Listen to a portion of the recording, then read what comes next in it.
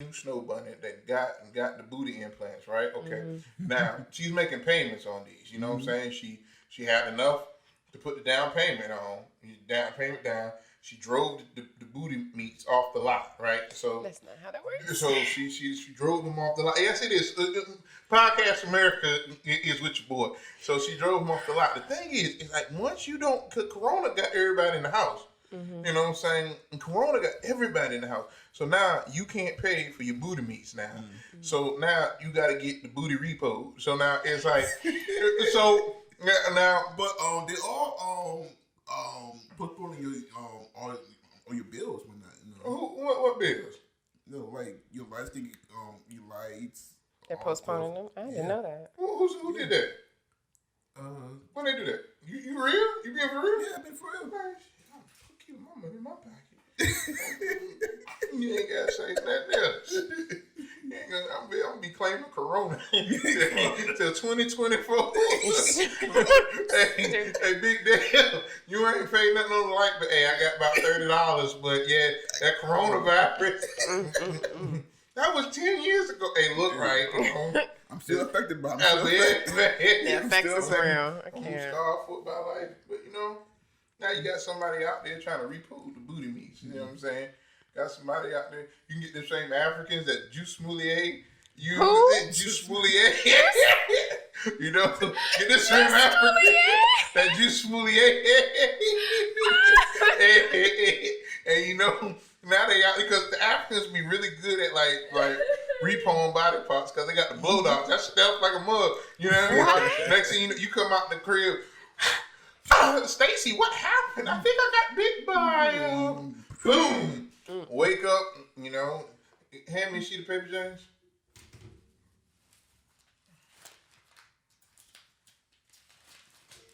Yeah, on display.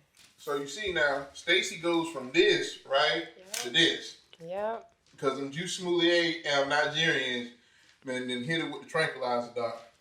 Juice Smoulier. And got the same doctor that did the joint on Michael Jackson, and now they done repoed the butt cheeks. And okay, so go ahead, James, because I feel like people are gonna laugh, but somebody's gonna put a log in a complaint. And the other two are fine, but this big there, him off the air, him off. With that said, welcome to the podcast where we are not allowed to work to anything this guy says. Just as a contract that we signed, he is on his own. Sheesh. Oh man. Take a small toast. Oh. Yeah, I'll take a little shot. Salud, which means health. And when you cheers, it's kind of solidifying it. And bottoms up means drink it all. What he said. There we go. Corona free. Yeah. That's how you take care of the coronavirus. Get you a skull glass full of Jack Daniels. Cut the check, baby. Cut the check, Jack Daniels. Come on, Jack. Baby. But anyways, we are back doing movies. Mm-hmm. And today we were doing none other than Interstellar. Tell them who she was. We're gonna get there.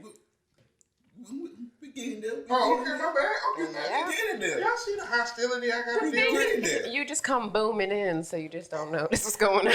Oh, this is preposterous, boy. Preposterous, and you're gonna spell that. Mm-hmm. Hold on, let me get my phone real. Nah. Google can't take it right now. Yes, that part.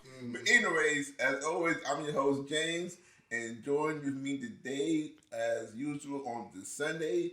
What's up, now? My name is Tina, and I'm a model, and I do stuff like this, because it's fun. Bring it back now. Bring it back. Bring it forward now. Bring it forward.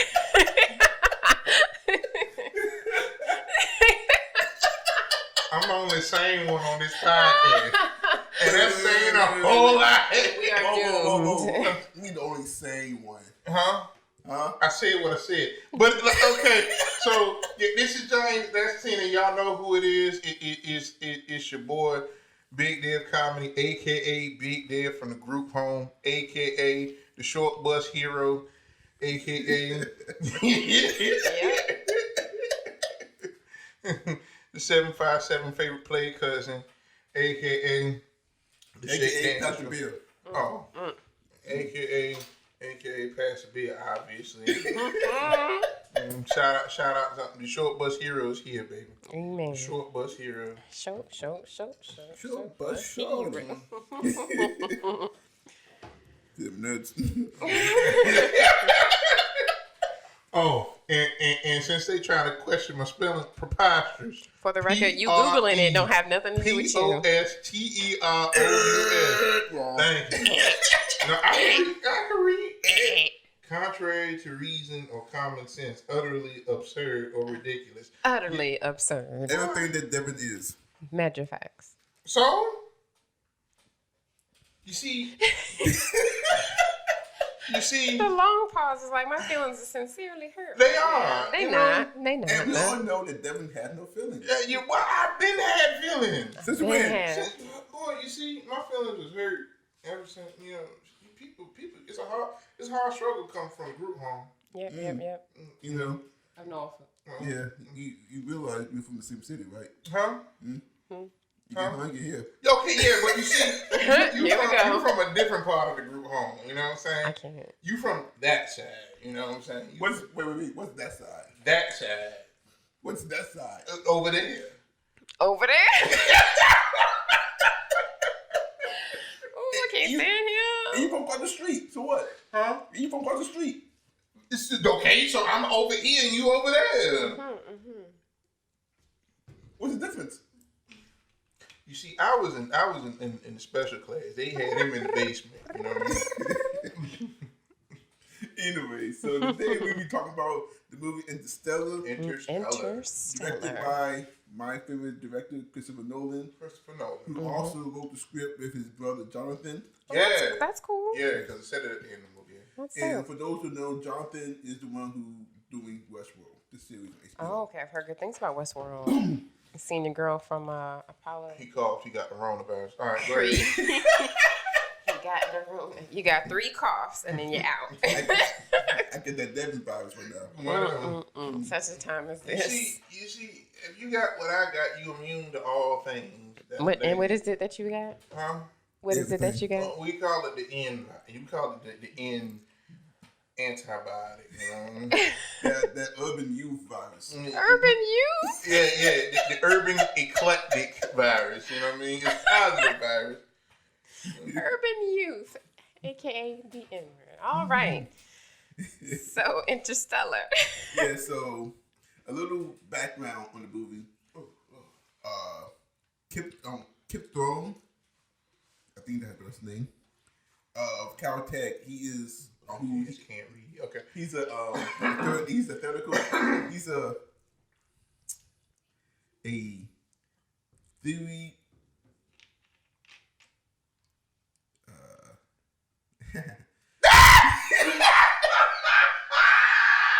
I was gonna try to read the notes, but I don't know where we're at in the process.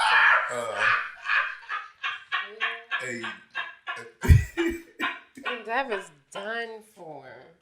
The disrespect. It was the giggle. That's what. That was a professional pause right there. That was a CBS NBC pause right there. That's that technical difficulty pause right there. He's like, Yeah, it's about hold on. That's what that was. A theoretical physicist. Okay. Physicist. He's Oh damn, I can't even joke. I don't even want to try to say that. a theoretical physicist. There we go. he acted as a scientific consultant on the movie. Oh wow! Okay, I'm saying it was dope. Because one of the things they did with the movie was try to make it as Real. real and factual as possible. Yeah, I definitely felt that. And of course, there were some liberties they took with Yeah. it, but as a whole, it's they try to keep it more scientifically Legit. sound. Okay. For now. I can definitely do But movie stars Matthew McConaughey, All right. Anne Hathaway, Jessica Chastain, Okay. Matt Damon, who is honestly is uncredited in the movie, Matt Damon. and Michael Caine. Michael Caine, Okay. who's in basically almost every single superhero in this movie. Hold on, which one was he in the movie? Oh man, Yeah, because he played Alfred yeah. in all the Batman movies. Okay, yeah. I also know him as the gay guy from Miss Congeniality. That's, irrelevant. But it was really, really good. They did good. Good cast. Yes, it's a very good, solid cast. It's something that you see a lot in his movies. He does build a ensemble cast a lot of times. They gel together really well. 'Cause, he likes to use the same people. Well, he always use everybody, but he likes to use pretty much the same people. Like you see Michael Caine in a lot of his movies. You see what's his name? Cillian Murphy. Okay. You may know him in Peaky Blinders. It's a series on Netflix. Oh, okay. That's fine. I know I recognize Anne Hathaway, and I was telling Dev how she was, I guess, sort of going to be Catwoman based on the current Dark Knight series. So, I recognize her there. Matter of fact, if you ever seen a video clip of a guy, he telling everybody go fighting. You ever seen that clip? You ever seen it? It was it was a meme, whatnot. You're like go fighting, like no fighting. You ever see that clip? Well, anyways. We'll have to YouTube that later. Yeah. But anyways, the plot of the movie is pretty much Earth is ravaged by dying crops due to something they call crop blights, which is an infection that causes plants to pretty much die. And also the world is pretty much has constant dust storms, whatnot, and it also regressed into a past true society, which means pretty much they try to do away with things that like the Apollo mission. Like they don't believe that we went to space. Oh yeah, that was trippy. Things of that nature. But the movie follows Coop, who's played by Matthew McConaughey, who is a engineer and former NASA pilot, now turned farmer, corn farmer, which is Not corn. which is pretty much the only crop that is able to grow for the time being. Yes. And he's a widow of has two children, his son and daughter, and he lives also with his father-in-law. And they discover the coordinates to this secret NASA facility, where he learns that mankind is trying to find a new home. And there's like two plans. There's a plan to use this stations, to colonize in space, and form a mass exodus out of Earth. And Plan B is to find a new home and use these and repopulate with human embryos. Right now. So You're ready to go, embryos. yes. Ready to go. Pre-semened embryos. That is graphic. So Cooper gets recruited to pilot. Even though they was always good, they were going to do the mission, anyways. Regardless, yeah. So I guess him showing up, just God sent. was God sent. So during the mission, they go through this wormhole to another part of the galaxy, to a whole new dimension, galaxy, solar system, whatnot. and they find those 3 prospects who actually 12, but out of 12, only 3 had promising data. So they had to go and collect the data, pretty much to determine which planet would be more suitable. But things doesn't go as planned as usual. As expected, right? You know, one planet they discover is just covered with water. Mountain-sized waves. Yes. Mountain-sized waves. I mean, it's crazy. I don't think you ever saw land in any shot of that planet. It was remarkable. It made you question what the ship was sitting on. Right. It's true. Because they were walking. Yeah.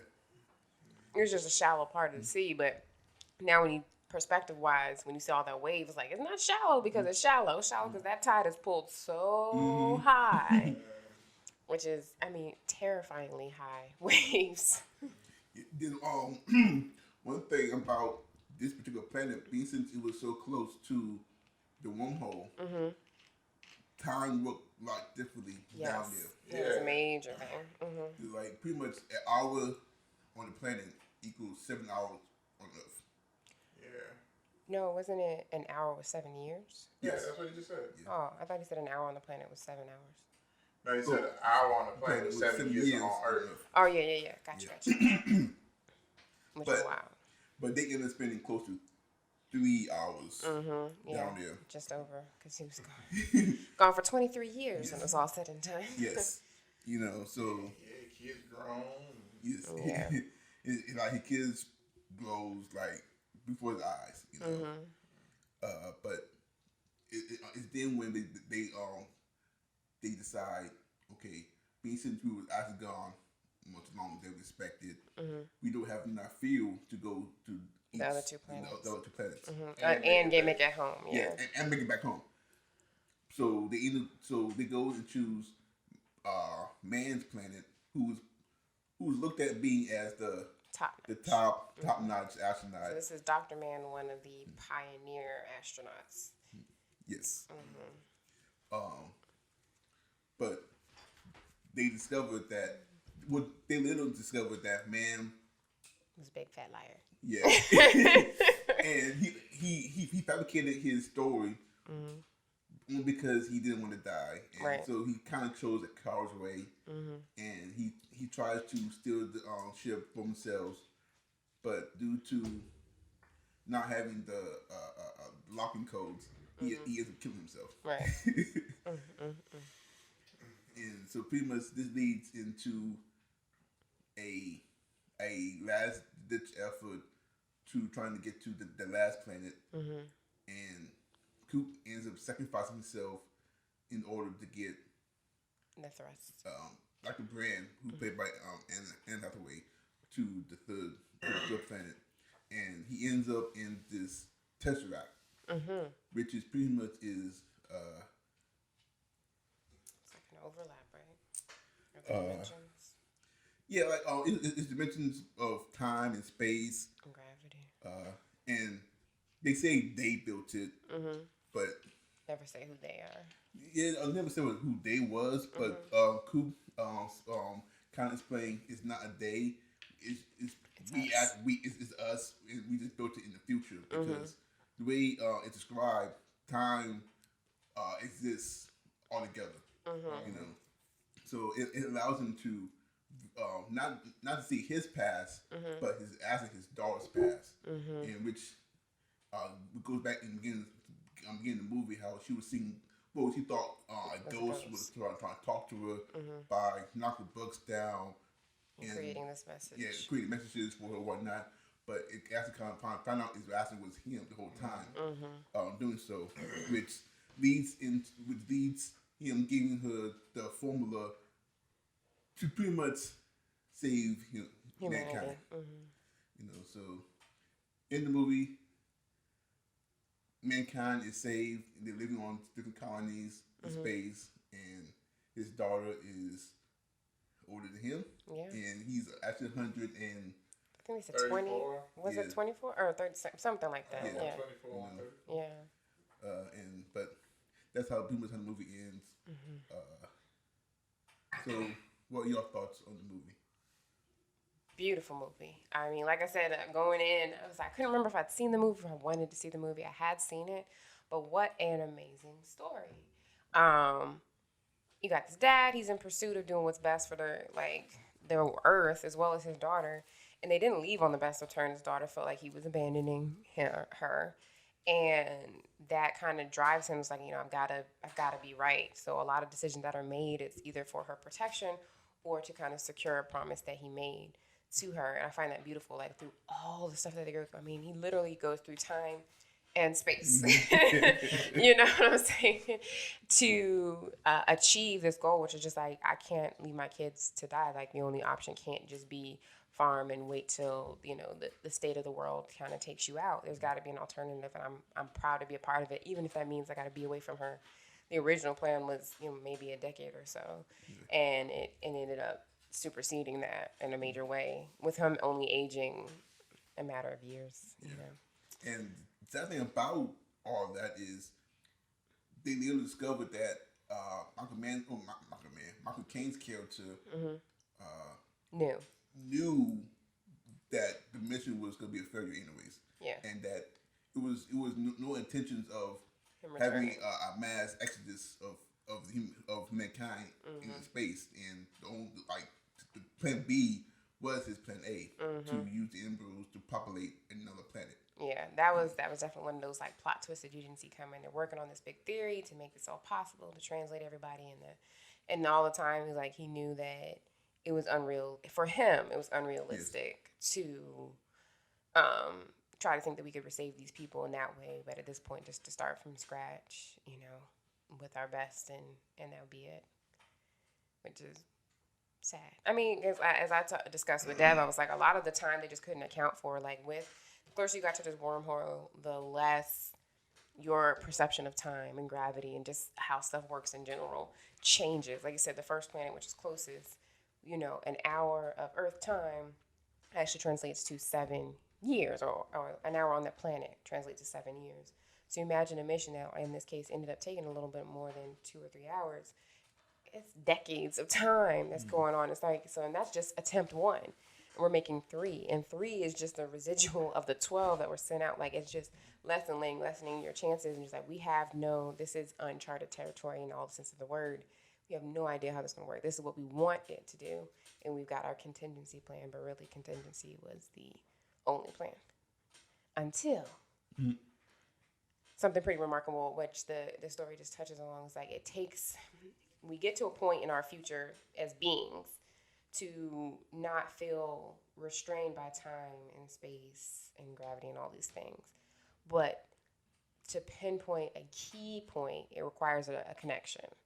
And in this case, it was Cooper's connection to his daughter that was the right link to really make the change that needed to happen, which I thought was just a beautiful message. I'm all like teary-eyed when I see him walk into the hospital room. His daughter's probably pushing 90 or something like that, maybe more. And here he is. He's technically 100 some odd years old, but he looks like he did when he left, which was probably in his late 30s, early 40s. Yeah, 32 actually. He was only 32, yes. Or his character was supposed to be 32. Yes. Yeah. So I mean, could you? That's 2 years for me. Like, I couldn't imagine seeing my child older than me at 32. And then the grandchildren and the great-grands at that point. Yeah. Yeah. Go ahead, babe. Yeah. What are your thoughts, David? This was a good-ass movie. Here we go. This, it's about to be real and somebody else.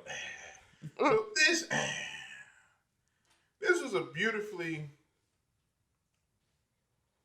orchestrated series of events that all made sense up to its conclusion.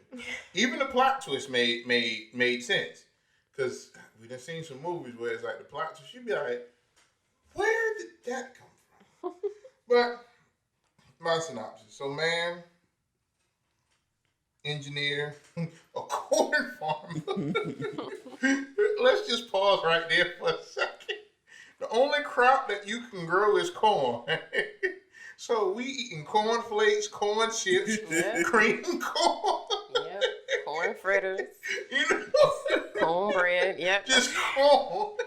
Just corn.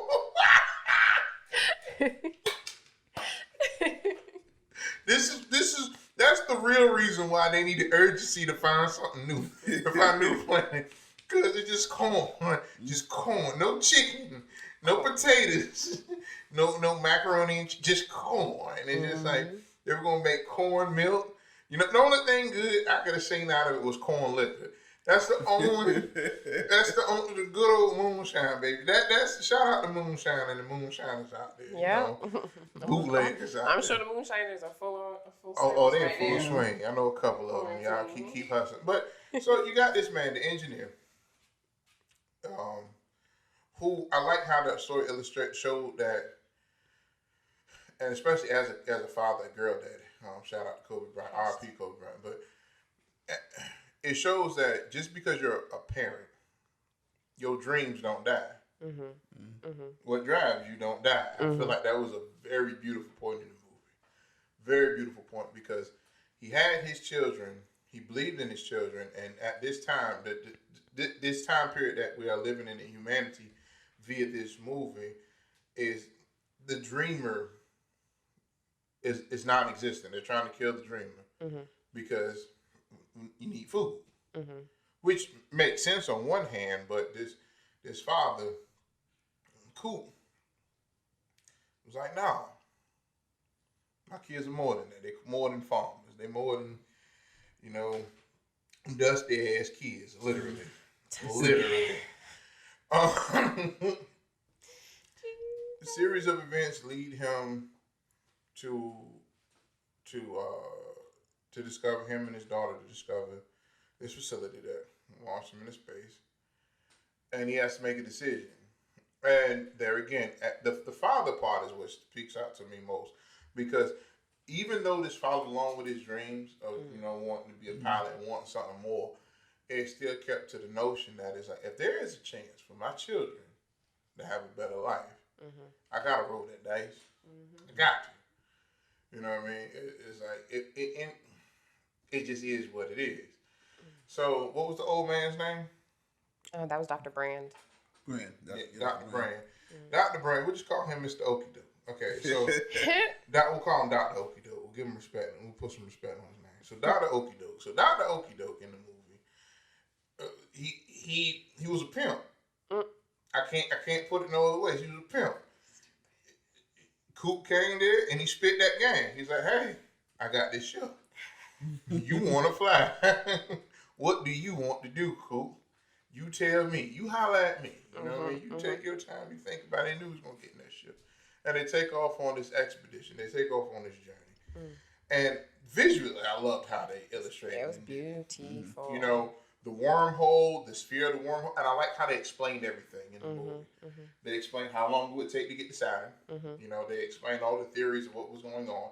And it wasn't over explanation, where it's like, damn, I wish they shut up. It was enough to be like, okay, I can follow this bouncing ball. I can follow it. And the acting in it was brilliant, because it made you feel like they were discovering at the same time you were discovering. You know what I mean? Because when Dr. Okie-doke's daughter, Dr. Brand. yeah, Dr. Brand and Coop, when they were talking to my man who was like a combination of George Jefferson and Reading Rainbow, yeah. Because you can see it. Y'all can see it. Y'all can see it. Because he had the George Jefferson haircut, but he looked like Reading Rainbow. I can't do anything. You can see it. I'm done with You you. can see it. I'm completely done You with you. see, you I'm can not see taking it. no more of this You can foolishness. see it. And when they were talking initially about how they were gonna attack the wormhole, what was gonna happen in the wormhole, it was dope. And I like how once it all comes full circle, how you see that you were looking at the past and the future in present time. You know, like when they were going through the wormhole, and she was like, "Our first handshake," right? Yeah. She touched some being, but she didn't know what that being was. And yet she didn't know. Well, I feel like she knew who it was, but she just didn't know in what way she was seeing him. You know what I mean? And so they get through it, and they get to the first planet with all the water in the way, so we'll call that Cowabunga. So they get to Cowabunga, right? Cowabunga. Now, like James and Tina illustrated before, 1 hour on Cowabunga is 7 years. And in human terms, in what in Earth terms. So the only reason they went there is because the signal was going on. Right. And they thought it was like, promising because somebody kept sending a signal. The thing was, it was the loop. Right.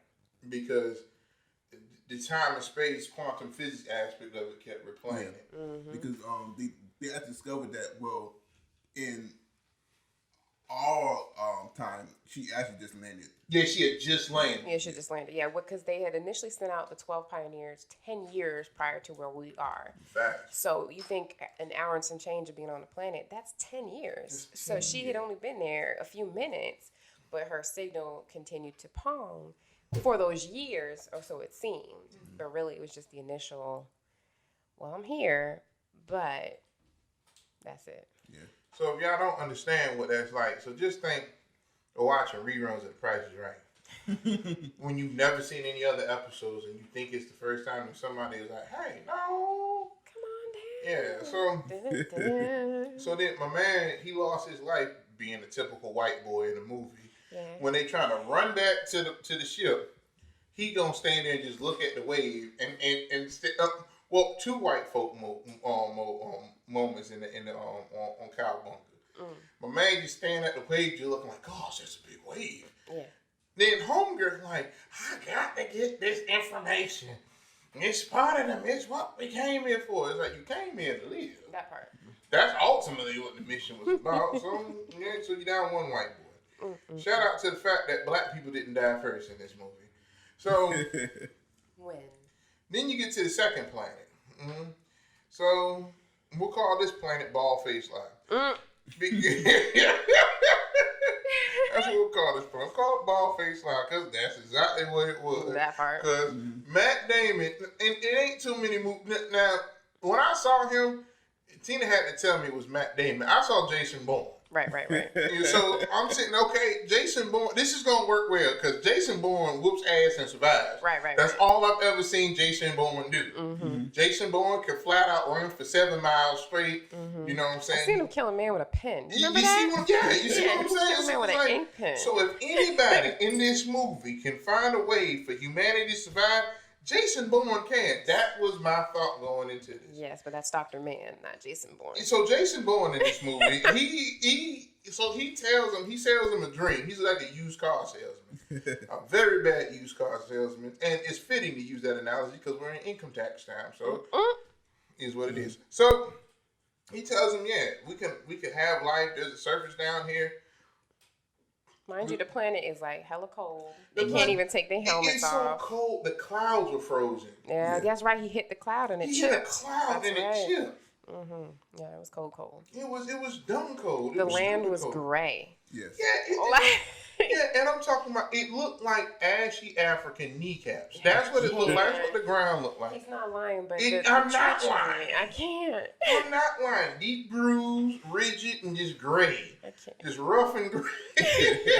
So he tells him the dream, and he's like, "Yeah, buddy, if life will survive, let me just show you around." And he gets Coop down there, and then now he's trying to hit Coop with the okie doke and whoop his ass and leave him dead. He headbutted the man's glass. Now the thing is, I was like, F Jason Bourne in this movie, Right. because of what he did. So the thing was, they initially signed up for a suicide mission. Yeah. The original 12 explorers signed up for suicide mission. Yeah. And there was a high chance that They ain't coming back. you ain't coming back. And you're not going anywhere. Yeah. Ultimately, you were just gonna go to the planet that was ultimately gonna be your casket. So, but after sitting down and evaluating the situation, I dig what Jason Bourne did to a degree because it's the most human thing that you would do. Because since we fear what we do not understand, we don't know what's on the other side of death.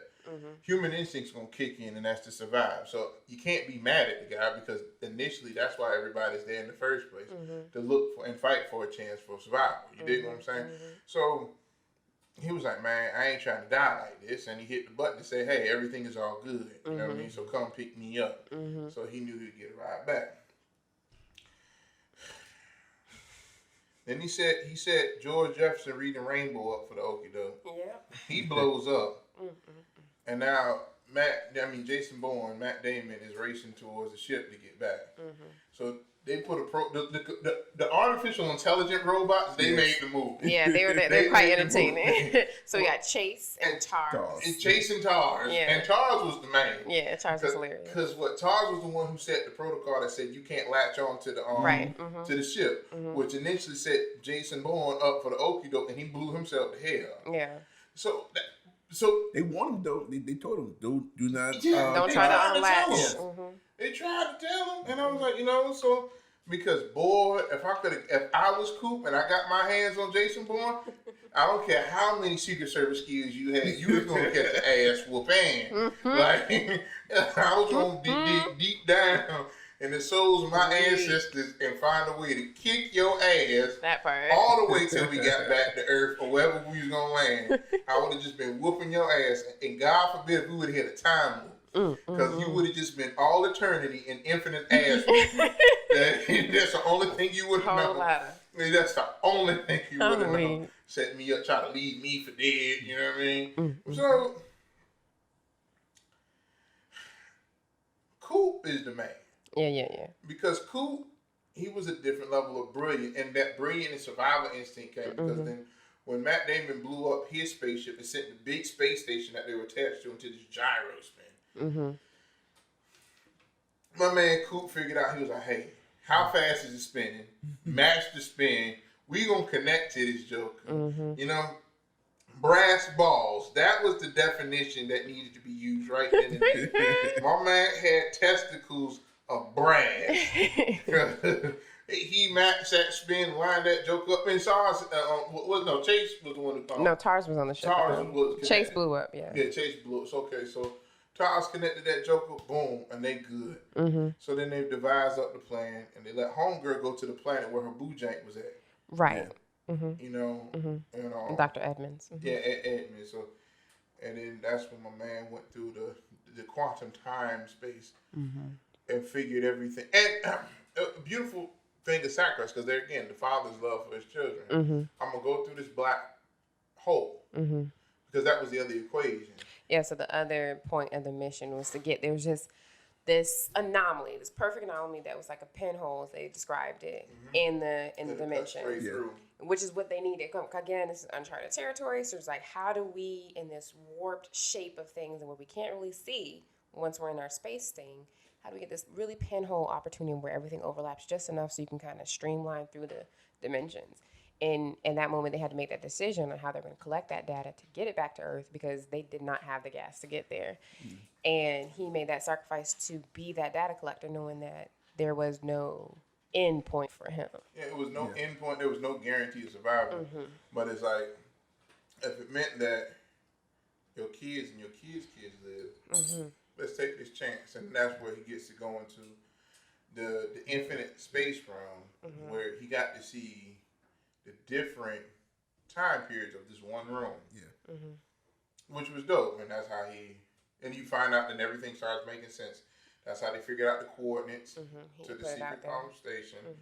He was trying to send messages to himself to not go because he was seeing everything, and I was like, okay, maybe if I could alter time, if I could send these messages back to that point, I could stop going and I won't be here. But ultimately, everything worked out because his daughter still had faith that he would return. Well, in that room. Yeah, she found peace, and she's like, the ghost was never ominous, because she referred to all these happenings that were happening to her in the beginning of the film as a ghost.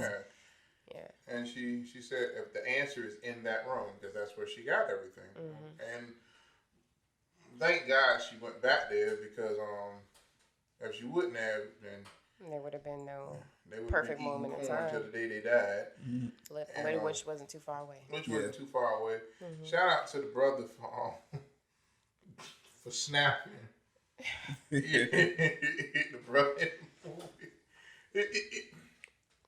But all that's great. The message is relayed. They save humanity. They fast forward. He sees his daughter. He keeps his promise. Beautiful thing. He gets to see his children, his child, grandchildren, great grand, all this other great stuff. Daughter says, no parent should have to watch their child die, which was a very beautiful moment in the movie. Like, go ahead and go. So then they hijacked the plane from the hangar. When the security guard had just did the check through. Yes, that was hilarious. And he had counted. He's okay, I got 5 ships. He leaves, comes back. He's like, hold on, how's the whole plane going? And you ain't hear nothing. I know he got fired. They ain't put that part in the film. He got fired. He was on unemployment the next day. What you mean you ain't see a plane go? I'm telling you, boss, Matthew. Matthew, you gonna tell me? It's space. The whole space plane. And you ain't hear it, right? You ain't see it. You're fired. You're fired. Shout out to Matthew for name's not Matthew, but that's taking fine. that in the movie. And so the way the movie ends is him going back after the boo jank that went after her boo jank. Dr. Brand. Yeah, Dr. Brand, a.k.a. Mrs. The daughter of Dr. Okidoke. Yeah, that part. So she made it to her planet. She buried the boo jank. Now he's going to go look for her so they can start a life.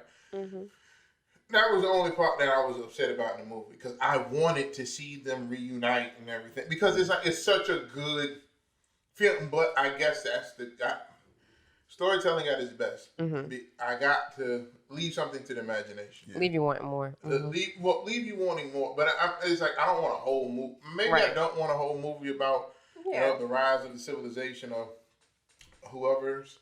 But because it's kind of led up to your imagination that he's gonna go there and help to set up another colony on that planet. You know? Because which, ironically enough, was the livable planet. Yeah. He wasn't going to go there to set up no colony. What was he going to go there for then? He was going to some booty cheeks. That's what he was going for. That's exactly what he was going for. He was not worried about them already preceded watered embryos inside. He was not worried about that. What was he worried about? He was worried about them buns. Them buns? Yeah, or them, I guess, some leavened breads, because she don't look like she had a whole lot of cake back there. So he was, them flapjacks, that's what he was after. He's like, there's flapjacks out there in the galaxy, and they need some syrup on them. Yeah, them leavened breads. That's the same bread that what the Hebrews was here. The Hebrew bread. Somebody come get this man, please. Leaven bread. Leaven bread. No buns, leaven bread. Leaven bread. That bread, no yeast. No yeast. No yeast. No rise. Just. You so it's stupid. Edible. You know what I mean? It might not be enjoyable, but it's edible. So. You is a whole fool. But it is what it is. That man, listen. And he better have got some when he got there too. That's where my imagination went. Yep. Because if I would have got there, right, and you talking about you distraught, that you had to bury your man. I'm like, look, heifer, you done had, we 130 something years old. Mm-hmm. You didn't have enough time in the morning. I stole a plane. I got Matthew fired, and Matthew up there on food stamps, digital food stamps. Digital food stamps. Yeah, you know what I mean? And I came here to see you. But what about we need new leaders of the world? Forget the new world. That same thing's gonna happen in the last world. Oh no. Gonna get greedy, you know what I'm saying? And they're gonna be right back to shucking corn. Give it a century or two. You right back to them.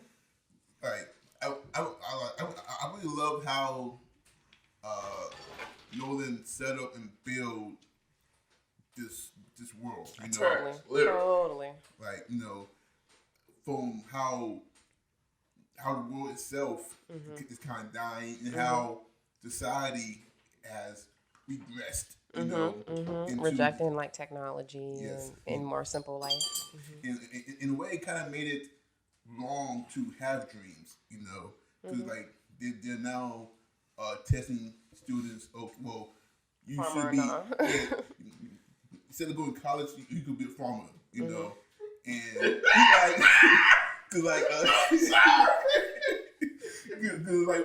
we go to the parent teacher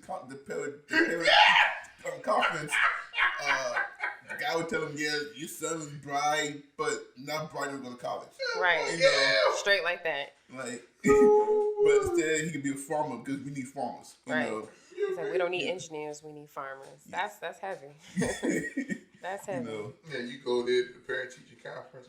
Yeah, I'm thinking that John, you know, Harvard, Yale, Princeton. Well, we think John would be a great farmer. Hold on, you mean not even TCC? We can't even get Norfolk State, so we gotta go straight to the farm. You know what I mean? I love the line that Cooper had when he was just like, what pant What's your size? waist size? Yeah, he was like, what's your waist size? You know, what's your pant size? And you know, and that's measured. It's like, you know, whatever by whatever. And he was like, so you use 2 measurements to measure your ass, but it's only 1 measurement to see whether or not my son. I was like, yo, perspective. No, the dad moment of the movie was when they was like, your daughter got into a fist fight because she brought the books of old that showed the lunar landing and stuff, and they were trying to preach that it was propaganda. They was like, how you gonna handle this? I'm gonna take her out. She gonna get all the Baskin Robbins, all the sweet froth that she eat. And if there's a baseball game, I think she like baseball, so that's what we're gonna go do. And they looking at it like this N-word. It's like, yeah. Yeah, that was preposterous. That was truly. Hold on. I already spelled it already, so you already got the word. We ain't gonna do this again. And then turn around, we get the call like, oh yeah, I get suspended, you know. She was Yeah, hot. I got you suspended. And You know she what I was mean? hot about that. And you know what? You know that's my kind of parenting. 'Cause Right. What kind of parent tells you to keep driving on 2 flats? You know what I mean? Yes, he was When they were like, keep chasing riding. them. Yeah, we gotta. When my man was like, pull out the sped, that was a sped. It's like, well, damn, you know what I'm saying? We ain't doing too good, you know? Oh my God. Yeah, that was tough. Like, they were in pursuit of the drone, which really kind of set a lot of things off. Yeah. Cause like, it was painting a picture of how gravity, well, from the wormhole was affecting things on Earth. Because like they said, it appeared 46 years ago. Yeah, they were like, there was like something like 50 years ago, they noticed gravity anomalies, but they just chucked it up to anomalies. And that's what triggered the pursuit of this wormhole, because that was causing, you know, these anomalies on Earth with magnetics. And it was just little pockets of it, nothing that was jumped out at them.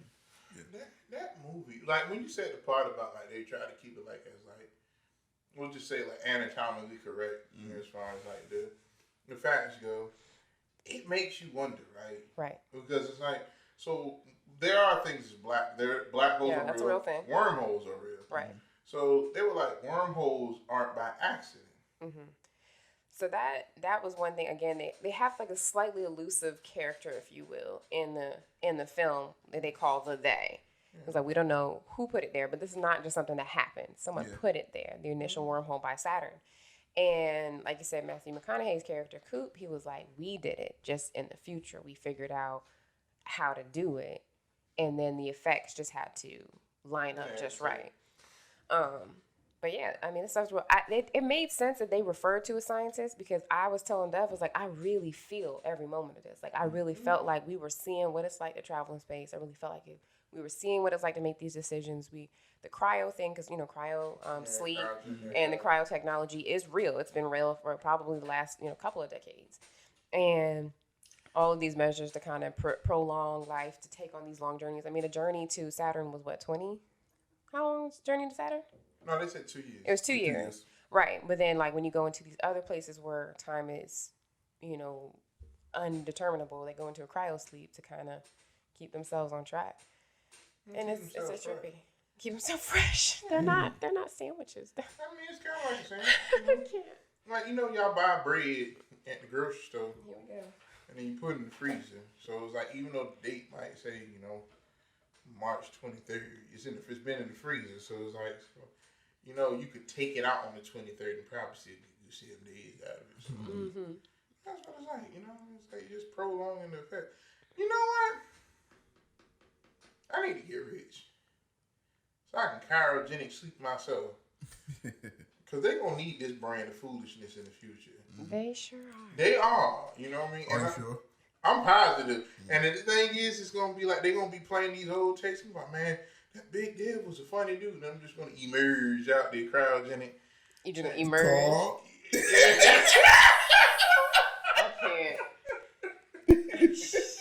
like you're not. Short bus hero is he. Yeah, you gotta have your trumpets blowing and everything. The trumpet. The light behind You you. know, Trinidad James playing. You know what I'm Why saying? Trinidad James? Yeah, oh, my man, the rascal dude.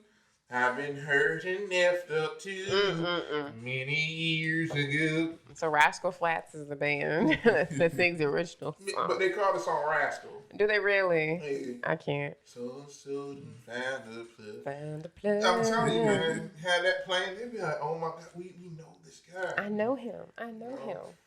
But I also love how he kind of also used those documentary clips to kind of tell Yes. has well, in the beginning, like it seems out of place at first. Yes. It just cuts to them talking about how life was with Dusty. Dust, whatnot. Yeah, the old lady talking about my dad was Was a farmer. I mean, everybody was at that time. Yeah. And how they had the plates flipped over because it'd just be coats of dust all the time. Yeah, but then come in the movie when he comes on he wakes up on the space station, you find out that it's actually them.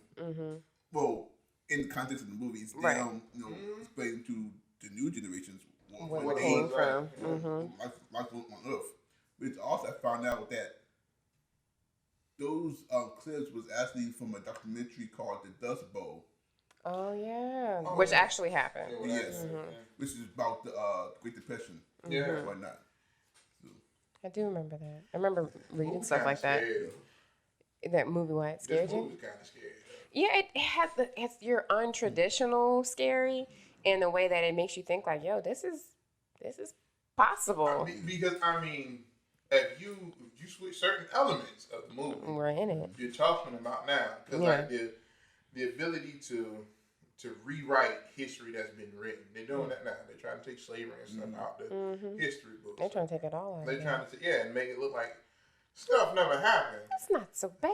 But the problem with that they would have faced in the movie, if you don't understand what has happened, you can't prevent it from happening again. Major facts, sir. Major facts. It's like it's, and in the time period we live in is like we're running out of water. Global warming is a thing. Climate change. You know, it's like we do have food shortages. We're running out of oxygen because you know what I'm saying, we have more pollution going in the air And less trees. and the planet has less lungs. You know what I'm saying? And in hell, with the toilet paper crisis that's going on right now, They definitely killing trees. That's 8 forests gone right there. Just and it's like so. Yeah, toilet paper. Yeah. All right. Anyway. For the record, there's no toilet paper shortage in America. Like people are just buying it out of the store faster than you can put it in. We make toilet paper in America, so we're not gonna run out anytime soon. And if you got a shower, you got a way to wipe or wash hands. Like, what were y'all doing before? That's what the people want to know. Not washing their hands and not wiping. Clearly. I'm like, don't you normally buy toilet paper in bulk, like just in general, so you can? The essentials ain't needed because diapers ain't in no shortage in the store. Well, that's the thing. I actually heard that they was. Man, whatever. You can go to Walmart right now. Get you some Huggies is all up in there. People got standards, you know. They do Pampers. But another thing I want to point out is with the music, why do as Devin called it, the cowabunga. Cowabunga. I realized on the music do is ticking. It takes every 1.25 seconds. Oh wow! And each tick represents a whole day passing on Earth. Oh wow! Oh wow! I didn't know that. Yes. I mean, I do remember like that sense. I felt like that kind of played to that anxiety that they kind of shared of like, we ain't got time. Like, for us, an hour is an hour. Could you imagine if your hours really translated to years? Like, how would you use that time differently? It was crucial. It was crucial. Yes.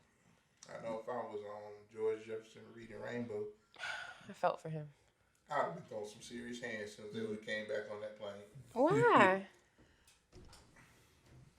We had a plane. Yeah. We had a plane.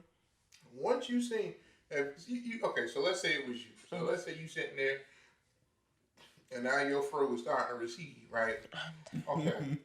Because it was only supposed to be 7 years. So it's like, so if they would have did it right, it wouldn't have took them a whole hour to do this whole expedition, right? It might have took them 8 hours. I want to challenge the notion if they did it right. If they did it right. If they would have got down there, once they figured out, okay, hold on, nothing is here. Yeah. We can't live here. Get our asses back to that plane. Because once you see that there's nothing you can do unless you have octopus, you was not living on that plane. Yeah. Let's turn around. That makes sense, right? Makes sense. We don't need to go get no probes. We don't need to go because we got all the data we got. We need. Okay, water, mountain-sized waves. Okay, we can't do nothing with this. That's the lost city of Atlantis comes back. So, if you come back and tell me this story, well, what took y'all so long? Because y'all was saying 7 years. You know what I'm saying? You know, it's like I got teeth failed out because it took y'all 23 of these things.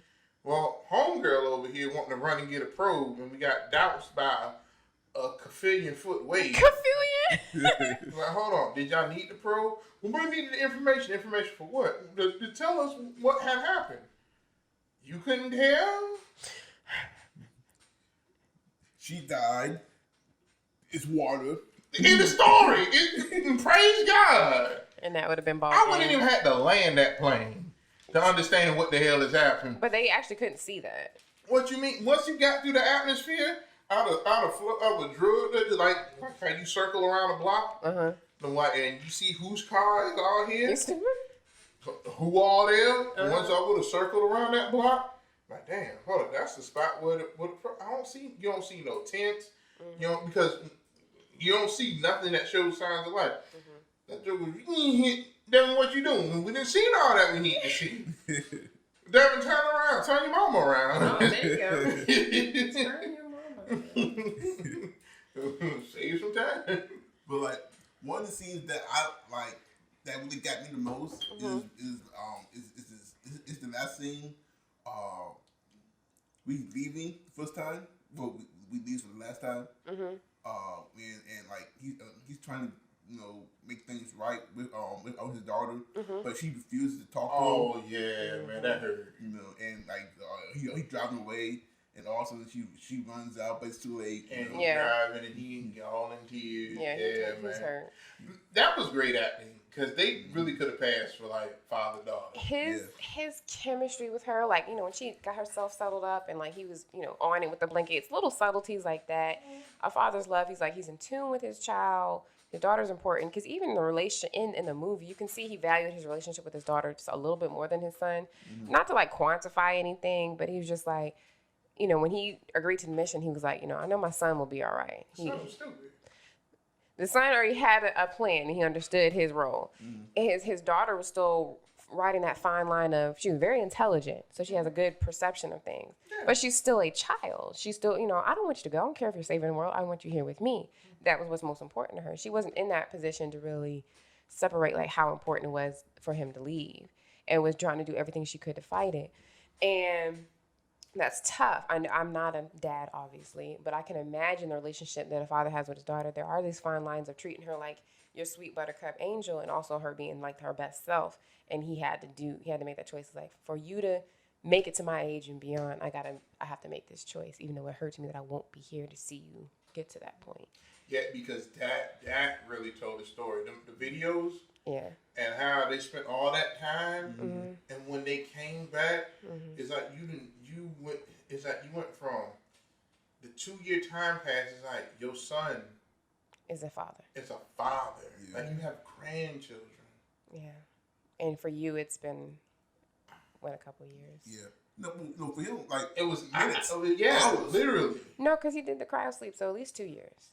No, after that point. Oh, yeah. It's only been like a few minutes. When they went to Cowabunga and came back, because that's when they showed all the videos of what's happening. Oh yeah, so for him it's been 2 hours, but but in life it's almost been 3 decades. Right. Because like we also get to watch, we get to through him watch his kids grow up right before his eyes. Yeah. Literally. Yeah, I wanted to cry with him. Like, I know this is a movie, but I felt it. I was just like, I don't know what I would do. Last thing, my baby was a baby in my mind when I left them. And like now, you know, he didn't even get to see his daughter. It was really just like one jump because she had so much resentment for his choice and feeling left behind. But then you have like the son who's like, hey, you know, I've got a girlfriend. Hey, I've got a wife. Hey, I've got a kid. It broke my heart. Like, you know, the grandfather died, and then his first grandchild died. And like, this is how you're finding out in a matter of, you know, a few minutes blip. And for you, it's like, I ain't even been gone that long. Well, and that's what you're thinking. Yeah. But the point, the real tearjerker part is when the son was like, yeah, they're saying that I should probably let this go. Because all the transmissions could come, but it couldn't get sent back. Yeah. Right. And then it was like to think that like this is your only connection with them. You can't say nothing back. You can't. Once you went through the wormhole, that's it. So the signals are strong enough to shoot through there, but they're not strong enough. And I guess that kind of makes sense because you can shoot something forward, but you can't really and you send reverse. And you have to consider, like, again, because of the time warp, in his mind, he's only been gone like a couple hours, you know, 2.5 hours. It's been decades. So what feels like for them nothing, it's just like, this is my first time getting back. Like, if he were to send a message back, they'd be like, dude, it's been 30 years. And it's like, for me, it's been 2.5 hours. Like, but even with that though, because like once they came through the warp, it was like they said at some point they couldn't send the videos back. They could send transmissions. Yeah, it just took like a couple of years to get there. Yeah. Which was probably why he was waiting so many years to send another video. You know, like, okay, you know, it's been 5 years. I haven't heard anything back. Let me send another video. You know? So there was definitely, you know, pauses, but the son was the most frequent. And then, you know, it is tough. Like, it's kind of like writing letters to nobody in a time where, you know, you don't already really use a whole lot of technology as it is. And to sit there and talk to the screen with the idea that the person that you love is getting it, only to like never get anything back, you know, that can be discouraging. Your life continues on. In this case, it was his wife that actually told him, was like, maybe you should just let this go, because it does kind of reopen a wound that won't heal every time that you do it and there's nothing back and you're anticipating. Because even though the son was more responsive, he was also building up a resentment towards his father. He's not coming back. He's never coming back. He left us. And that was a realization that he accepted. And his daughter, she said that's how she felt, but that's not how she felt. Yeah. She was holding out hope. Because you notice the jacket that she's wearing is actually his jacket. Oh, I didn't notice that. Oh, Easter egg. Nice. I love that. I love little moments like that. But even the fact that she was like, I'm just in this transmission because you said that you'd be back. This is a special birthday because it's a birthday. It's like, if you hated him, why are you holding on to that? Yeah. Especially, you know, going out and wearing that same jacket that he left in, you know. Yeah, because in that case, it's 22 years of holding on to a promise. But she was 10 when he left, and you said he was 32 at that time. It's a long time to hold on to a promise. When I come back, we might be the same age. So, well. Yeah. And for her to, despite the fact getting the news from, as you call him, Dr. Okie-doke, or actual traditional Professor Brand, to realize that, like, oh, so this whole time you was just trying to keep us busy. There was no return mission ever perceived. And she still was willing to fight to figure out there's got to be a way. Like, this can't be it. This can't be life. Well, that was even a good cliffhanger moment, too, because they killed him. Well, they killed him off right at the moment when he could have either gave her hope or crushed her dreams. And so she had to make that choice. You know, whether did my father know that this was a one-way trip, or did he not know and he did this, you know, selflessly, So, and which makes all the difference. You know what I'm saying? Okay. I mean, to a degree, to a degree, it doesn't. It doesn't, Because if it's like, well, it for her connection, it meant something. Yeah. Well, as a father, so if you tell me, okay, hey, Devin, look, right, you want your daughter to have a nice life and live to be a ripe old age. Yeah, okay, cool. So for her to have a chance to live life, you're gonna have to take this trip. You don't know if you're gonna come back, but the information you get from the ship will guarantee. We can guarantee that she will get to see the latter years of her life. Okay, cool. Now let's switch this conversation up, man. If Dr. Okie would have kept it real, hey, look, player, I want you to fly this ship, right? Mm. 'Cause we ain't got nobody else to fly. Not for real. Everybody else's L's is suspended. L's is suspended. Yours is active. Yeah, the Norfolk translation. You know, they ain't been out the parking lot. You've been on the road. Mm-hmm. But there's no hope in your family living. They gonna die. They gonna starve. Cause this corn gonna run out. Mm-hmm. And they gonna starve. But I need you to fly this with these preceded embryos to start a new human race and everything. Oh no. If the conclusion is guaranteed death, I might as well die here and get to enjoy the end. You know what I'm saying? Seeing my family, yeah. Right. You know what I mean? So one of the things that I love that he says that he mentions what his wife said to him, I guess before she passed. It was like, once you had your children, you are memories for them. That's your purpose. And I felt like that kind of echoed throughout the film. It was like in more ways than one. Right. You know what I'm saying? Like he was literally like, he was the ghost that triggered things for her. You truly are the memory. And in that moment, he was just breaking dimensional barriers to ensure certain things would happen. And, you know, it shakes you. And it's like, what you're saying is you're making that choice of being the memories, being present, or being that memory that guarantees a future. And it's a tough decision that parents make. Maybe not to that severity, but in real life. I mean, you make it all the time. Like once you become a parent, it's like it's so many things you can't do aimlessly because you literally got somebody depending on you. And it's like I could take a whole check and go to Vegas, hit the crap tables. I can spend every dollar. And all I got to do is get the right numbers once. You know, we live in it. But, I got kids. Yeah. I blow that money if I want to. Everybody gonna be hurting. We hitchhiking. You know, we out there with that cardboard box trying to fight for that, you know, from real estate. We out there trying to fight raccoons in the wilderness and everything. Fight raccoons? You know, it's my spot. I'm a good player. You know what I mean? Hey, you got it. You got it.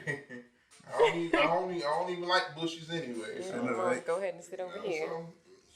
I like how they continuously pulled at those strings, and they never lost. No matter what he was doing, he never lost focus of what. And you always knew what the goal was. Yeah. No matter what the opposition was, the narrative was always the same, but they also showed a very important thing, because you remember when Dr. Okidoke's daughter, Dr. Brand, and they were all on the thing, and they were trying to determine which planet to go to next, even though they had fuel for one more trip. Fuel for one trip. And one trip there and one trip back. Yeah, that's how much fuel they had. One trip to one planet, one trip to other, and no return trip. Yeah. So when they were making the decision on which one they should go to, should they go to Jason Bourne's planet or the Bujang planet?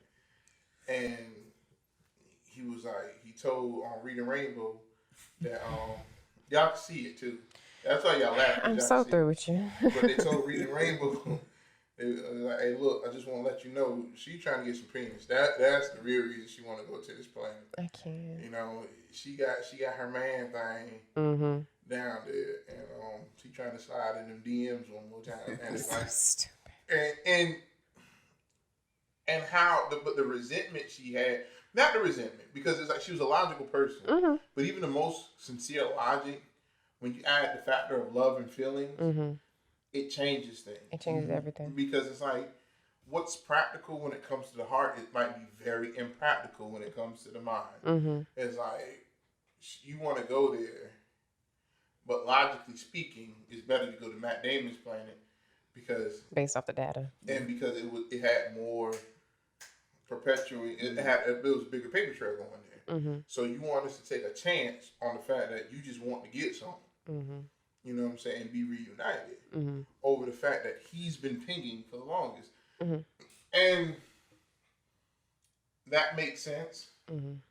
But the things that make sense based on the movie was that you do the right thing based on how you feel. Yeah.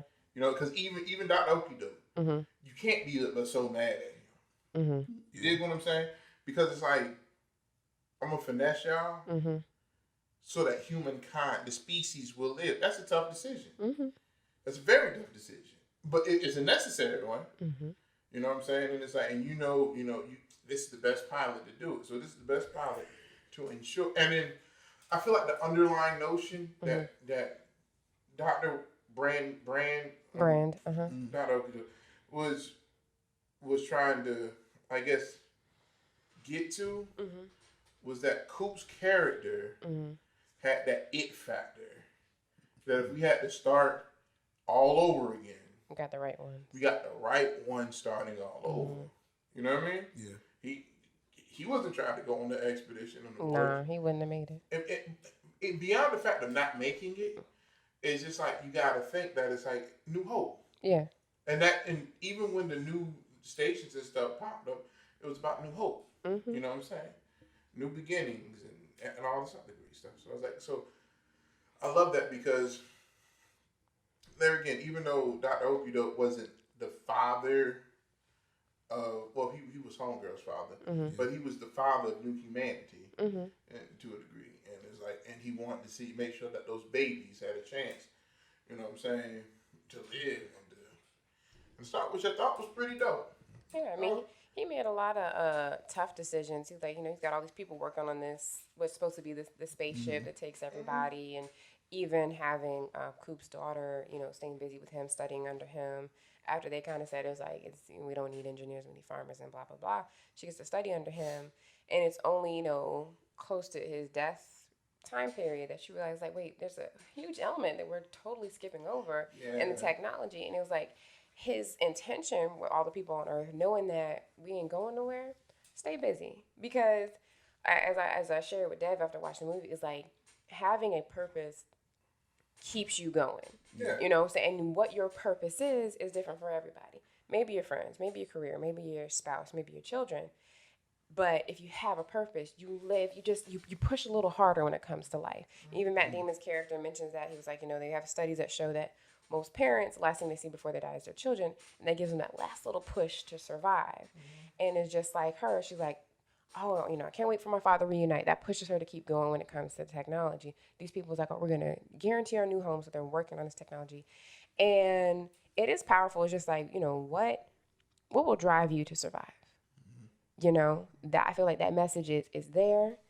And it does cause you to think, like, in your pocket, because not everybody's going to be the engineer. Not everybody's going to be the farmer or the pilot or the scientist. You might be the teacher. You might be the caretaker. What encourages you to survive? And he realized that that's a tough decision, because if I tell you this is your end date, you're going to be panicked. You're not going to live life. You're going to be surviving. Yeah. But if you're motivated, it's a whole different perspective. And I was like, that, kind of hated him for that moment, because it's just like these people could have been, like maybe I could find if some people work better in that panic state. It's like, okay, if I only got 5 years, then I'm gonna cut that time in half and figure out a way to survive beyond the 5 years. But most people won't. They're gonna panic, as we see with the toilet paper epidemic. He's like, oh, fear of the toilet paper. It's like, what about sustainable food? So that you're good when these these stores start closing or certain imports aren't coming in because of precaution. Did you say chapstick? Yeah. Sure. So it's just, how you prioritize survival. So he definitely had to make a tough decision. As a father, I like that analogy, father of the next generation of humanity. Who knows at what point in the process they're like, yeah, let me go ahead and just collect these embryos, because worst case scenario, that one trip to the new land is going to be the only trip to the new land. Which in reasonable and rational thinking makes sense. It does. Because what? Do we all just wipe out? Or do the species continue and then we just have another element of the story? One thing that I did find interesting, though, amongst the other things that I found interesting, was what led up to the elements of the time period. Like how they were like, there's no more soldiers or anything. No more armies. There's no more armies. No more technology. But guess what it took to get to a point where we don't want to kill each other? Right. No food. Yeah, just that corn, baby. I mean, it's when you have a common, even with this, that we're going through in real time in 2020, it's like that commonality is like, no matter how rich you are, what your gender is or how you identify, what your race is. When it comes to illness, when it comes to health and wealth, we all on the same playing field. And you really will see, what is most important when it comes to stuff like that. And I agree. I feel like that does shows like when starvation is on the line and anybody can starve, you're going to change your perspective of how you handle policies and politics and stuff like that. Yeah. But the other important combination, or the other element of the combination, was the fact that once y'all realize that we all are going to suffer the same fate if things don't change, y'all don't try to find new technologies. Y'all try to get rid of the technology that you have. Mm-hmm. Because I feel like it goes to show that, and this is just, I feel like an underlying notion of the movie, or maybe like a hidden notion, or maybe it's not a notion at all. This is what I picked up from the cinema, that technology is to help, not to replace. Right. It is to help, not hurt, not harm, not hinder, to aid. Right. And I feel like that's what Murphy's character, Coop's daughter, that's what her character represented. It represented figuring out the pieces of this Rubik's cube of mystery to help humanity, not destroy it, not to enslave it. Because the thing is, thinking a little bit past the cinema, within the cinema, you give the right, wrong person the equation of how to be the savior of humanity. They see a dollar sign. Not just a dollar sign, they see a throne. You instantly become God. You instantly become, you are, instead of it being Murphy Cooper's Murphy Christ, because she's the new savior. Being realistic. And the thing is, and it goes to show that it's like the technologies that are being created. It's like, what are they being used for? It's like the technology we're using to make this podcast, the technology that was used to make that movie, that was great. Yeah. That was really good. It was awesome because it created a world that it's provocative. We might not never see in a way that we can understand or that we can see it. But it's like somebody's using this for some kind of biological warfare, some kind of chemical warfare. Somebody's trying to figure out how to, make your oval Redenbacher. Once you pop it and you eat it, next thing you know, you got your nuclear atoms on the inside that explode in the deep frying. You know what I mean? It's like, it's, and we need each other. Yes. It was like you had white folk and black folk collectively together trying to figure out something. You know what I'm saying? How to figure out something. And even to the point where one of the big moments in the movie is when they said that the embryos, that the preceded embryos were of vast representation, so that it's some of everybody in that grab bag. So you're going to have some black folk, you're going to have some white folk, you're going to have my Migos, you know what I'm saying? You're gonna have the Asians. You're gonna have the Indians, the red dots, and the feathers. It's like you're gonna have them all. You're gonna have them all. You're gonna have Europeans. You're gonna have everything, and you're gonna have Hawaiians. Guadalajarians. It's like Hawaiians are Americans. So. You can shut the hell up, Jay. I was on a roll. That was my Nobel Peace Prize winning speech. They're going to hear this and they're like, you know what? That guy right there has vision. Let's give him an award. And now they're going to be like, thanks to whoever said that. Take the award back. But it's mission completed. You see, you Matt Damon. That's exactly, use Matt Damon. Matt Damon. But hey, you ought to be somebody. So you can be anybody else, but that's who you want to be in this. There's always a Judas somewhere. But it's like, this is a good movie because the cinema gave you so much to think about in a positive way. Yeah. It made you kind of dream with inside the dream world that they've created, which is dope. You know what I mean? It's like, I can see, okay, I can see that. I can see this. And the subtle things that, because I'm not really left wondering, like, what the hell did I just watch? Yeah. What the hell? Like another real subtle detail about the movie, you may not notice, you realize every time it's a scene in space, you realize there's no sound. Oh, so it's very sensory. Yeah, I can see that. Like, I have to, revisit it to really notice that. But yeah. Like no music, no nothing. no nothing. Like the only time that this music is when he gives the guy the headphones. It cut to space. Oh, yeah, it with plays the that nature. little nature. Yeah. But besides that, whenever they shoot a shot in space, whether the explosion, when Matt Damon dies, just no sound. I think that definitely gives it a realism that you're probably not even aware of. Yeah, I mean, I can appreciate that because it's like it doesn't. It really does keep the real element. It doesn't give it like too futuristic. Too dramatic. Oh yeah. It's the right pace. It's like I would think like something's real would have a level of boring, but I mean I was on the edge of my seat, and Deb was telling me that movie's like 2 hours and like 40 some odd minutes. Yeah. It's a long flipping movie, and some movies that are long like that, it's like you can tell they're dragging a point. You were following the story the whole time. The whole way through. The whole time you're just like, where's this gonna go? Where's this gonna go? And we watched that movie late. We did. We should have been tired, but it was good. But we got it through, and it wasn't any regrets. We were stimulated, for lack of a better word. It's just like you really were like your thoughts were going. You're like, man, how would I handle that situation? Man, that was a good film from beginning to end. So, grading this movie. Oh yeah. On a scale of $1 to $15, how much will you go to pay to see this movie? You know what? I'm gonna go ahead and give it that 15. Hopefully that covers like the 3D glasses that I would watch that because it'd be quite the spectacle. But all jokes aside, yeah, I give it the max 15. It was a good story, visually just compelling. I'm like, did this thing win an award at all? I think so. I'm not sure what.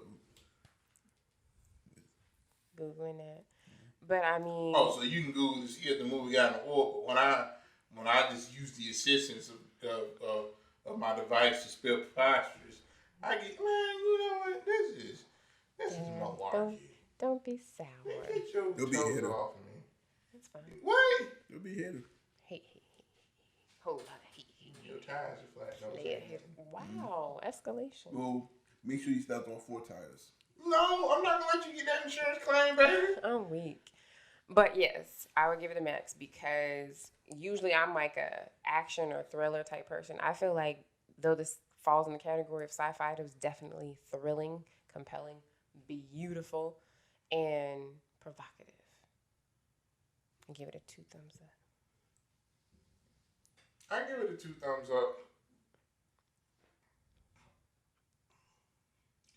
I'm gonna give it $14.50. And the reason I'm gonna give it $14.50,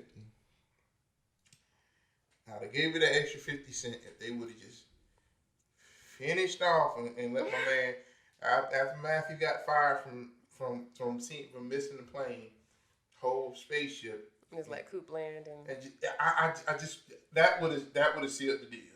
Even if he ain't kiss her, that they ain't go right off in the sunset or nothing. Just land, just get there and just land and just see the excitement and like that's the moment we've been looking for. You know, screw it. I give $14.75. I give $14.75 because this is a really good movie. Way better than Titanic. If you're new to the podcast, Devin is a 100% hater of Titanic. He felt like it was a waste of time. It was a waste of time. I think you say it in every single podcast. Every single podcast. And I will continue. So you know it's real. Say it in every 2 movies that are running neck and neck for trash ass of the year. Titanic and It Comes at Night. 2 trash ass movies of the year. Of a lifetime. Oh my God. Those are 2 movies that y'all could have just gave us that money. I've got an idea for Norfolk the Musical. I've been thinking about the Norfolk the Musical and a Norfolk Christmas. I've been thinking Norfolk Christmas, yeah. Lord. La la la la la la la. 10 in the clip, 1 in the hole. 10 in the clip. Yeah, I'm telling you. Where's the little blurb that says that we are not held responsible for any of the opinions of the A Norfolk Valentine. I'm trying to do like Charlie Brown. Charlie Brown got a season. That's true. You know, Norfolk Thanksgiving catered by Feather and Fin. Yeah. Sounds accurate. And Dumas. And Pollock. Yeah. But It won an award for best visual effects. It was nominated for best original score, best sound mixing, best sound editing, and best production design. It wasn't nominated for movie of the year? Or Best Picture? No. Because I would highly say that. I mean, their use of effects was so appropriate. You never felt like, this is effects. Like, it was like 2014. Let me see who won that year. for Best Picture. Yeah. I would love to know. Like, I mean, because I don't know, comparatively who was on the docket, but that was good. And it had a lot of star people because Michael Caine's a star actor, Matthew McConaughey's a star actor, Anne Hathaway's a star actor, even Matt Damon, which you said he didn't even get credit for. Yeah. When you pull it up, I'm like, these are top-notch actors, but nobody overshadowed like, oh, that's a such and such movie. You know what I'm saying? It was very much like they were who they were in that film, and you were along for the ride. 12 Years a Slave won. Well, okay, I can't even imagine. yeah. I haven't seen that movie yet. I haven't either. So I can't even be mad. Now, But not nominated though? It wasn't even nominated for Best Picture? yeah, that's wild. What were the nominations for Best Picture that year?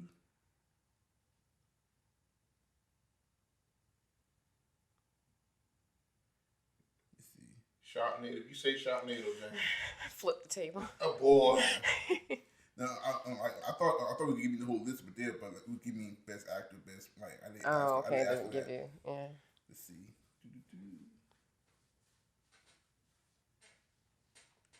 They call me Mr. Bombastic. Fantastic. My internet running real slow. Like Donald. Like what? I don't know the phone. Like the owner is what you said. Yeah. Okay, gotcha. I thought you said like Donald. I'm like, I was okay. saying Bummer, but Yeah. That's You not see the dilemma that I face all the time. Whole lot of maturity here on Film Nerds. And when I say maturity, none at all.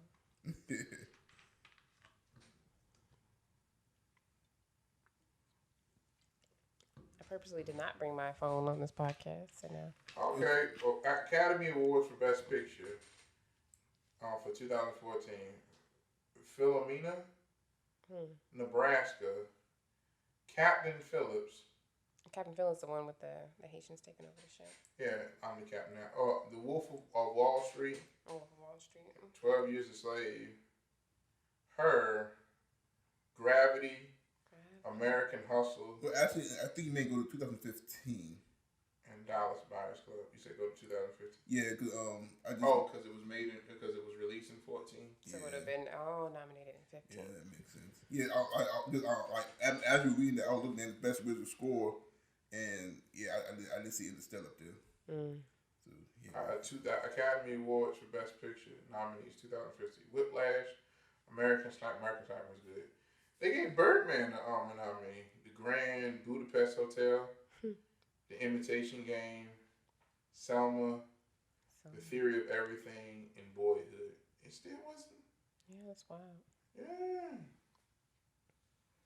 Like I think one reason Birdman won was because of how it was shot as if it was, it was edited as if it was one take. Oh wow. I think that's the reason why they. That's incredible. I love stuff like that. I I haven't seen it either, but I love that style line of like just continuous flow that you don't realize that you're just kind of watching it continuously. It's dope. But to get my rating, I'll give it I would go with that. Give me a 14.75. So why you give it 14.75? Well, I feel like nothing is perfect, and I didn't want to give it 15 because people were like, oh, good, you were a Christopher Nolan fan, of course you could say that, Friday. I mean, if Friday it's good, it's good. Is a 15 for me. I try not to give 15s, but I mean, What'd you give Titanic? I'll have to go back and watch it as an adult. That's true. That's my scene. I was a kid. That's true. I can't even tell you how old I was when I saw it. I'm pretty sure it was still like the collection of 3 VHSs when I saw Yeah, Titanic. it was on 3 VHSs. And I remember, I just remember getting lost like lost in it. Like, it's funny when, like, pop stars like Britney Spears reference it or other people reference it. I'm like, even the whole, like, don't let go, Jack. I completely forgot that that's how they died. Like, that's how iconic Titanic was for me. I'm just like, oh, yeah. There was, like, a naked scene and a car scene, and they're on a boat that I crashed. think that's the only scene I remember. Was the I remember. you just see the one hand. So, that was a cinema trick. It was just like, oh, something steamy is happening when you see that one signature, pressure hand or pressure point. Like, oh, they're really getting it in. But, like, logistically, it's like, what's happening right now? But, yeah, so that's something there's tons of movies that, like, are popular that I'd have to revisit as an adult and probably have mixed reviews. Because, like, when I watched Hellraiser with Dev, I was like, I could see why this was scary at the time, but this was some trash. Yeah, that was trash, boy. I was like, what kind of claymation, unnecessary, weird crap is this? What do they call it when they mix horror with, like, sexy stuff? There's a name for it. Snuff, I think it is. And it was just very strange. Very strange movie. But yeah.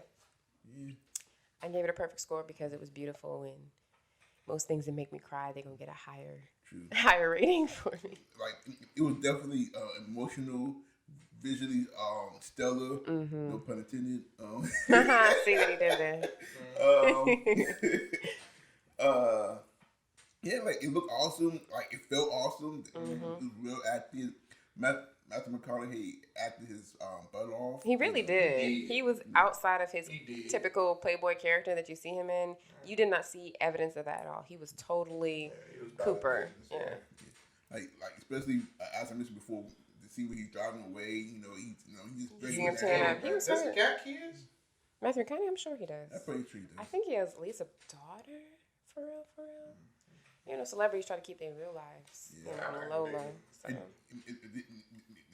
And then the scene where he watching the video after coming back from the 23 years, and he just he's like happy and hurt all the same. You could see it. Oh man, I'm getting goosebumps all over again. I That felt was it. good acting. That was good acting. That was good acting. That was good acting. He came a long way. I remember in a previous relationship that I do not like to reference, I was dragged to see Magic Mike, and Matthew McConaughey was Dallas. Oh, okay. He was Dallas, the stripper man, and it's like, so this replaced. You know how like you get a character and he gets fixated on that character. Yeah. Like, Pinky from Friday After Next. Before he was Pinky.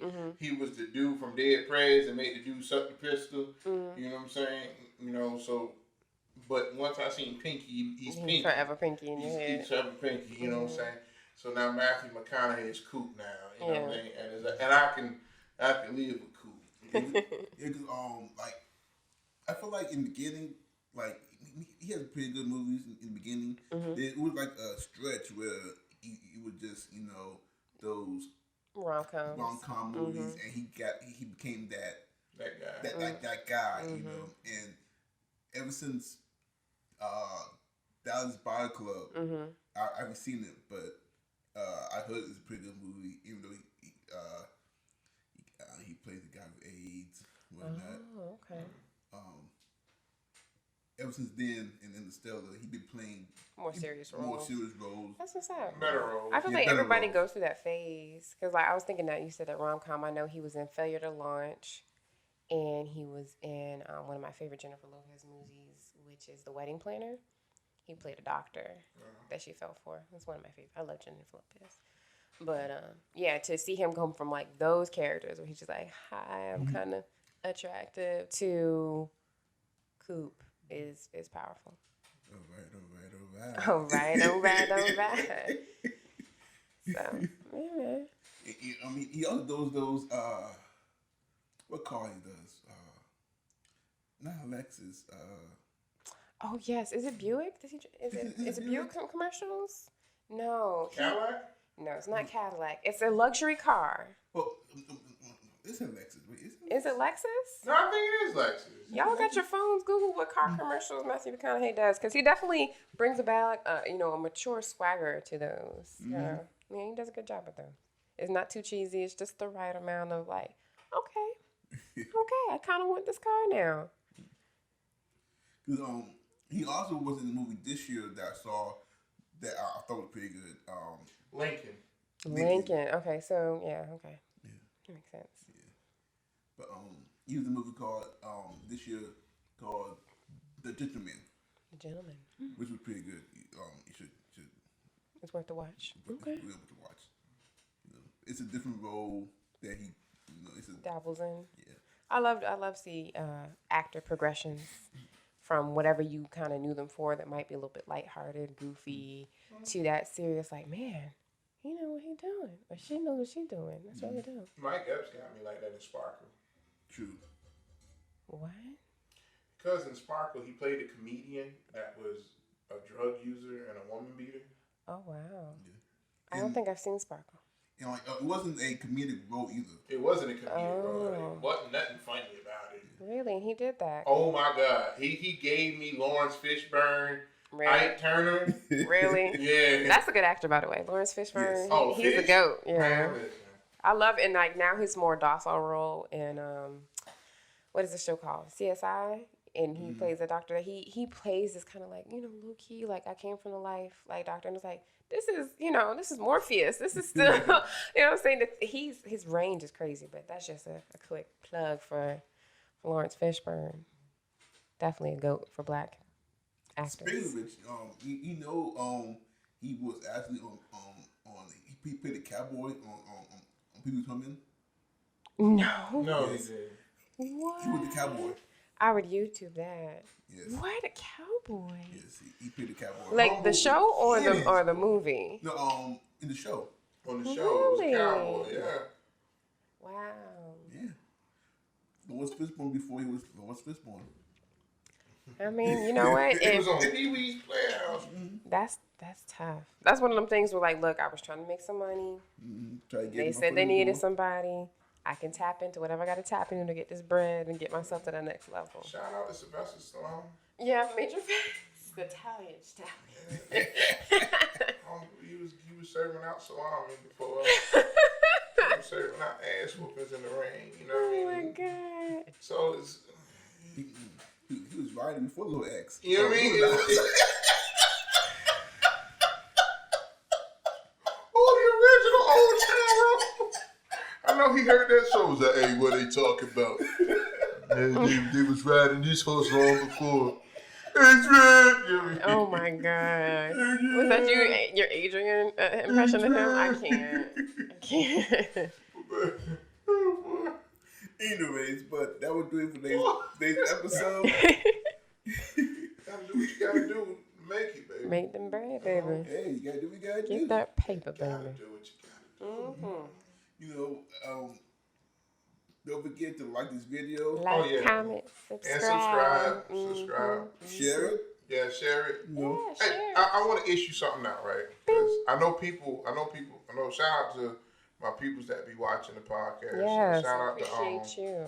shout out to Big Octavius, who wants to come on the podcast. So we might have to set that up, but because Big O, he actually watches the podcast. That's what's up. And my homeboy Chris Kane, shout out to you too.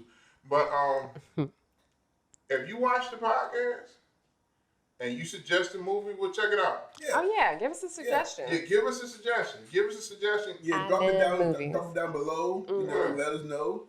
You know, Yeah. and also weigh in the topic. You know, Yeah, give a topic. There you go. know? weigh in, give us a topic. You know, let us know on your thoughts. You know, of the movie. You know, I bet. you agree, you disagree. You know, Facts. you know, Yeah, feedback. You know? You like that? yeah. And as Devin said, just subscribe, Subscribe. and subscribe. Yeah, That little notification. Ding. Yes. Yo, oh, Dang and, it. yeah, Matt McConaughey and Cut Christopher the Nolan- check. Cut the the check. check, On baby. that note. We gave you a good review. You know what I'm saying? Is I know a lot of people hold. Alright. All They- right, all you right, know, all a right. lot of people hold Titanic in high review. This is way better than Titanic. Major facts. Way better than Titanic. Hey. You know what I'm saying? And you done came along. Hey, look, you know what I mean? You was in a bad situation with Dallas from You know what I'm saying? Magic Being a Man. shake dancer. You know what I mean? It's like, you know, it's like, so you A shake dancer. A shake dancer. That's an baby. old school term. You know what I'm saying? A shake dancer, For baby. them dollars, baby. Yeah, so, but yeah, man. Cut the check though, baby. Christopher Nolan, cut the check. You doing the damn thing. He Christopher Nolan. is. Major. You know, He knows what he doing. yeah. I cannot wait for Tenet to come out this year. Which is his next film. Yes. That's It's what's gonna up. go to the films. I mean, I'm pretty sure if once this corona is Resolved. yeah. Ah, yeah, facts. Stop coughing, people.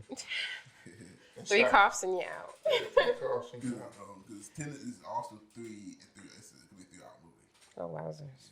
If it goes and we could watch it, we should do that should be like a first like from the screen, theaters. yeah, That'd be dope. Yeah. Like, subscribe, comment, show love, All the above. all of the above. And then again, if you suggest a movie, Yes. Drop your suggestions. drop the suggestion. We don't have any limitations. We watch the foreign ones and the dubbed We and watch subbed foreigns, ones. we watch No. dubbed and sub. No movies, old movies, Yeah. B movies, indie Yeah. movies. I'm about to say some of these B movies be really good. Hey, if you got some funny home videos you want us to talk Nah, about, we're not gonna comment man, on home now, video. man, when I say funny home videos, I don't mean your failed pornographic attempts neither. Wait It's a like, minute. I don't want to see your naked ass on no damn screen. If you send that, Secretly he does. and secretly I don't, and publicly I don't. It's like, and damn the secret, you know. It depends who it is. It depends on who it is. And you what know I I'm just saying? say. It depends on who it is. If you built like me, just 2 times hairy, keep that shit. I mean, keep it off. Yeah, get the blood going on that one. But yeah. See, Like I just saw a meme today. All right, if you're sick, stay home. If you're thick, you can send it. So. yeah, facts. Big facts. If you're sick, keep. If you're thick, show Pete. Yeah, that's all he's trying to say. Nursery rhymes is my grandfather used to say that. Wise old man, that grandfather. He's lying on his granddad. Was you there when he said? Were you there? That's besides the point. That's the whole point. You know. But Yeah. Anyways, but as always, I'm James. I'm Tina. you gonna shout yourself out? Oh, I mean, yeah, you can follow me on Facebook, Christina C. Connor, and Tina's Touch, and Top Model Tina. Same thing on Instagram, Top Model Tina, and Tina's Touch _MUA. And I'm your boy, Big Dev Comedy, aka Big Dev, coming straight out the group home, aka the short bus hero himself. Shut up, James. and y'all can look up Big Dev _comedy on Instagram. You can find me at Big Dev Comedy on Facebook. You can look me up by my government, Devin Roberts. You know what I'm saying? It is your boy. It is podcast play cousin all day. I like that podcast play cousin. That hashtag podcast play cousin. Put that in the comment link. Hashtag podcast play cousin. What's your boy? It's your boy. Favorite color clear, baby. Come on. And don't forget, you can find Film Nuds on Twitter at FilmNuds1, on Facebook, Film Nuds Podcast, and also go to Dream Cloud Films. Go to Dream Cloud Films. Check them out. And you can find me on Twitter at JamesH3 Films. And you'll find your boy Big Dev Podcast Play Cousin on Yeah. some of the films on Dream Cloud. Go look them up. True. Go look them up and go like them and request that you get more Big Dev Comedy in Dream Cloud Films. So this cheapo can cut me a check. Cut. Hashtag Dream Cloud Films. Cut the check. So if we get more subscribers and likes on this channel, maybe YouTube can cut me a check. So I can cut folks some checks. There you go. So hey, come on now. Come on now. It's like, I got all my coronavirus ration. I got 1,200 pounds of ramen Speaking of noodles. which, You y'all know, not going nowhere. Y'all have all the time. you got nothing but time. Like it. Listen. Be entertained. Show your kids. Yeah. Show your kid. You cuss like so much. Like parents Well, don't cuss. well- There's a lot of kids getting cussed out right now. If you Mary know, had 4 apples. God and damn it! I she said weighed 4. 3. 4 apples. How many Take does she away have? 3. How many do you got? Kansas. 6. She don't. Wait. 20 the one. Kansas is the Not Kansas. Hey, I tell you about it. By the time this quarantine over, people are gonna be praising these teachers. And Watch that's what I tell major you. facts. So they're gonna see how dumb their kids are. I can't. Y'all kids stupid as hell, boy. Oh my god. Yep, but bring the kids, right? There you go. They are. The only number they remember is their free lunch number. That's it. Oh no. Y'all drop y'all heads because you know I'm telling the truth. Can't count to 10, but know the 4 digits that you need to get that slice of pepperoni pizza. Come on now. Hey, Gots to do better. priorities. Gots to do better. But anyways, we see you next time. The dance is what kills me.